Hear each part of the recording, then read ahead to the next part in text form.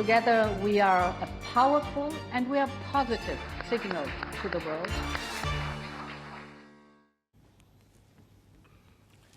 Let's face it, diplomatic talks are often boring. They're too technical for an exciting story. But the pictures, well, they capture the sentiment far better. So let's show you some pictures first.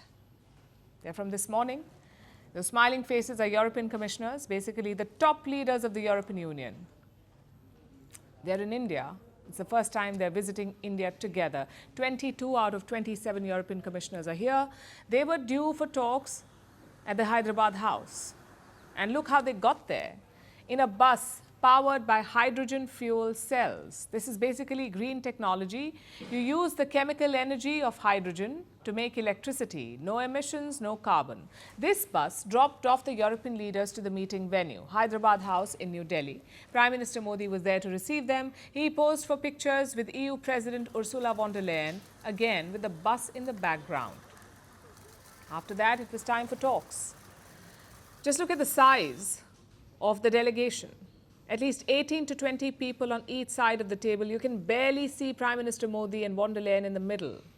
That's how long the table was. It also tells you how broad the engagement was. They covered issues like trade, investments, technology and space.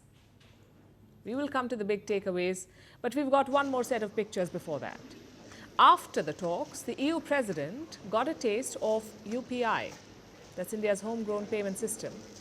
She also checked out some Indian saris. Take a look at this.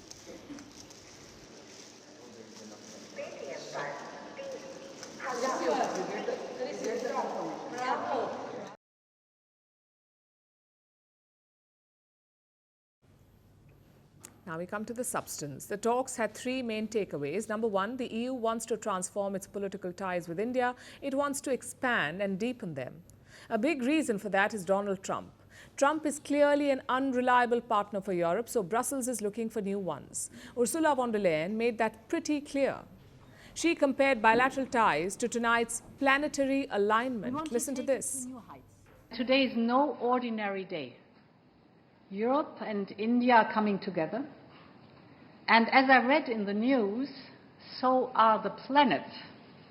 Indeed, today, 7 planets in our solar system come into perfect alignment. And that is a very outstanding event. And they say that this event signals transformation and growth. And that's exactly the moment we find ourselves in. The planets are aligned, and so are Europe and India. You don't associate flair with EU diplomacy, but today was evidently different. The EU President, did not mention Trump directly, but she did talk about isolationism. She said India and the EU stand to lose from it.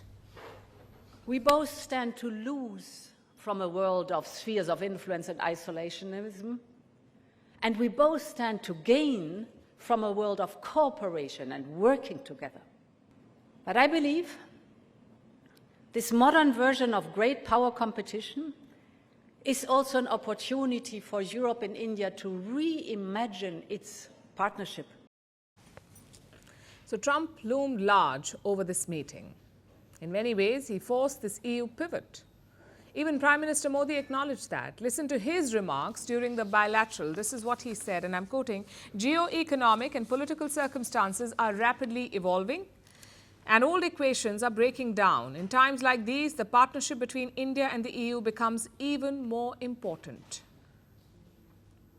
Both sides need this. But the EU needs it a bit more. They are eager to build a special rapport with Prime Minister Modi. In fact, Ursula von der Leyen called him Dear Narendra. Not many leaders do that. Which brings us to the second takeaway from this meeting. Both sides agreed to boost trade. The EU is already India's largest trading partner, but we don't have a free trade deal. A free trade deal between India and the European Union. We don't have that. So Modi and von der Leyen have instructed their officials to get cracking. They want to conclude a deal by the end of this year, 2025.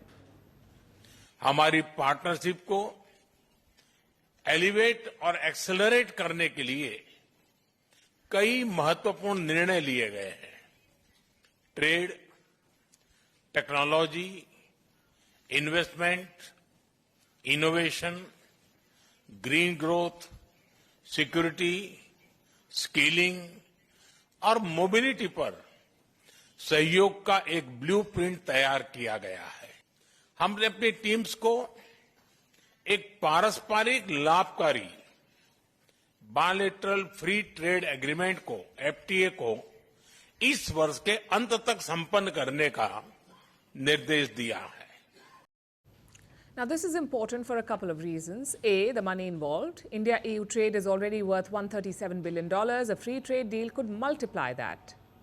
So there are financial gains to be made. And B, it's a commitment to free trade. You've got a US president undermining existing trade frameworks, threatening tariffs at the drop of a hat, yet the EU and India are undeterred. They have reaffirmed their commitment to free trade, to the exchange of goods, people and ideas. And finally, the third takeaway. India and the EU will boost strategic cooperation. They're focusing on key industries like AI, 6G, semiconductors. Both Modi and von der Leyen also reaffirmed their commitment to IMEC, the India, Middle East, Europe Economic Corridor. Ursula von der Leyen called it a golden road. Prime Minister Modi called it an engine for global growth. मुझे विश्वास है कि IMEC global commerce, sustainable growth और prosperity को drive करने वाला engine साबित होगा। It's amazing as a project. This can be a modern golden road directly connecting India, the Arabian Gulf and Europe. It's fascinating. It has a rail link that will make trade between India and Europe 40% faster. The two leaders also called for expanding defense ties. Ursula von der Leyen noted that India is diversifying weapons imports. She said the EU is ready to step in. Prime Minister Modi also voiced support for the idea. He pushed for co-production of new weapons. All in all, this was a productive trip. We have seen good rapport and good results. The key is to build on that. The biennial India-EU summit is slated for later this year. Ursula von der Leyen and her team will visit India once again for that. Let's see what progress can be made by then. Merci beaucoup. Hi, how are you? Very well, thank you. Thank you for being here. Namaste, Mr. President. Bharat Kelogan, Komeri Namaste. How many people generally follow you in interviews? Typically in a month, we have viewers up to 150 million. That's more than twice the population of France.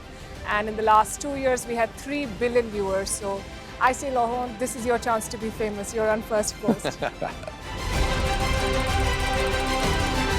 One word to describe your equation with Prime Minister Modi. Amitié.